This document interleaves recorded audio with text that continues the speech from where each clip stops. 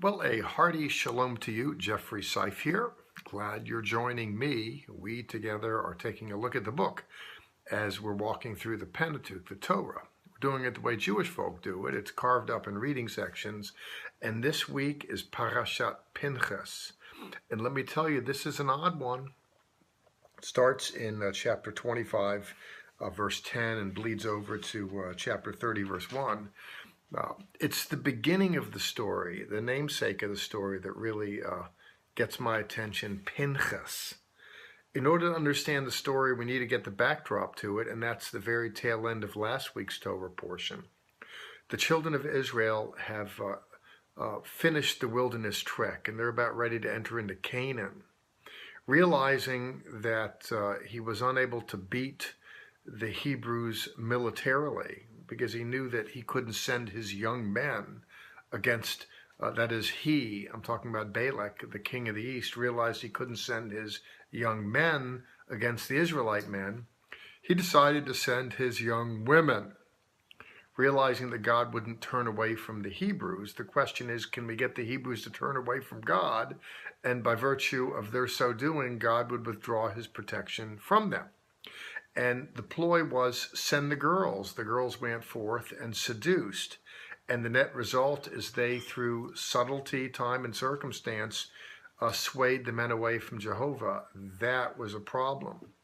Over 20,000 were executed as a result of it. Now, the way this was stopped, there was a fella named Pinchas.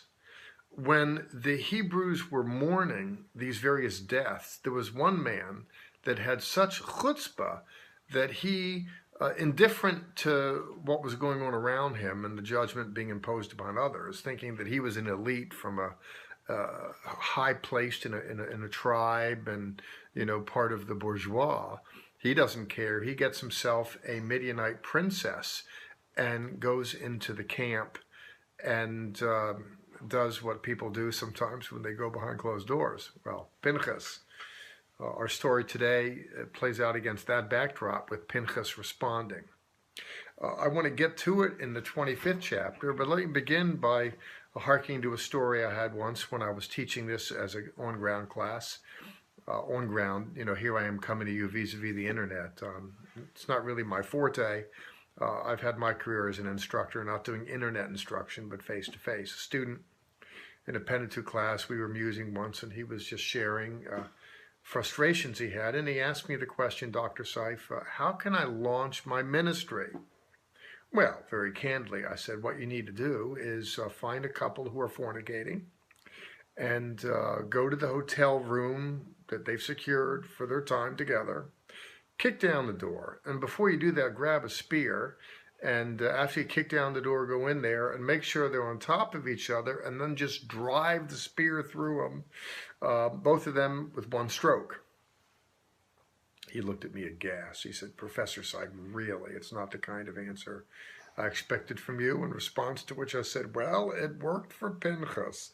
I mentioned that because Pinchas, we're told, in chapter 25, verse 7, when he saw what was happening, he rose from the midst of the assembly, took a spear in his hand, and went after the man of Israel into the tent and pierced them through, both the Israelite man and the woman's belly.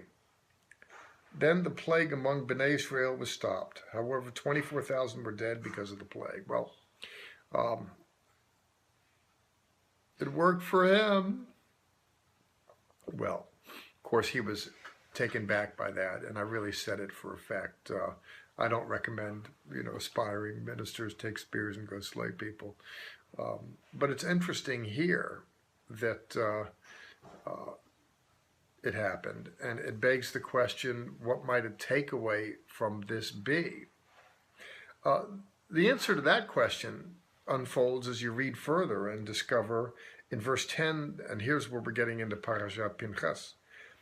Adonai, the Lord, spoke to Moses, saying, Pinchas, son of Eleazar, son of Aaron, the Kohen, or the priest, has turned away my anger from Bnei Israel, from the sons of Israel, because he was very zealous for me among them, so that I did not put an end to Bnei Israel in my zeal. So now say, see, I am making with him a covenant of shalom, a covenant of peace. It will be for him and his descendants after him a covenant of an everlasting priesthood, because he was zealous for his God and atoned for Bnei Israel. Very interesting. According to the text, the good Lord looks at this man and says, you know what? That's what I'm talking about. I definitely appreciate that enthusiasm, so much so that as a result of this act, I want this man to be the high priest, and not only him, but his sons in perpetuity. And of course, the tacit inference is that this story will then ensure a telling dor lador from generation to generation. And except for a brief hiatus, it is, as it says, that the sons of Pinchas enjoyed the high priesthood right up until the destruction of the temple. Now, what can we learn from this, if anything? Well, of course, when it comes to strict scripture, we all have our takeaways. It's the enthusiasm that is noted here, that we're not going around killing people. There was a death sentence meted out. Over 20,000 people were already served notice, if you will. I smirk with that. I'm not trying to be snarky. Pinchas was doing what was already mandated. He didn't just unilaterally decide to go swing a machete and kill someone or swing a spear or whatever. That he was just zealous for God, for his name, for his honor, to stave off this assault against the sons of Israel. This kind of enthusiasm needs to be remembered because it's the stuff of faith life. It's the stuff of religious life. Well, for that matter, it's the stuff of life. It takes enthusiasm. It takes a kind of dogged determination, it seems to me, to accomplish anything in life. Humanly speaking, if someone wants to be a medical doctor, the determination it takes to get through college and medical school and residency in order to get there. To be a lawyer, what it takes to get to it and through it all. To be a plumber, to go through the process of being an apprentice and getting to it and all the, to be an electrician, all the attics you have to climb through. To be a certified HVAC, air conditioning, heater, repairman, all the stuff you have to go through. There's work that we need to get to goals, and you just have to love the vocation a little more than others do in order to endure what it takes to get it done. Simple as that.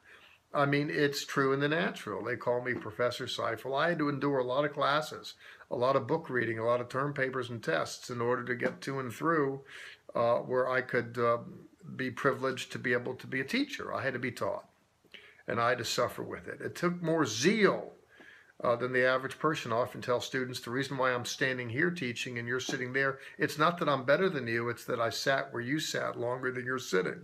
Simple as that. It's a certain kind of zeal that propels you through. And that's what it takes to get the job done. You have to endure the bad seasons, and you have to enjoy the good seasons and go through it all and keep that verve and vitality up, that zeal. Remember, Pinchas was commended for his zeal. And I hope that by virtue of you walking with me to and through Pinchas today, that you're reminded to stir up that fire within you. Sometimes you have to put a poker on the fire and let it get stirred up a little bit, and I hope I did that. Well, blessings to you, and thank you for coming with me and we here at the Tree of Life Bible World. We're all about the Word, and we're all about serving you. God bless. Jeffrey Seif. Same time, same station. I will see you next week.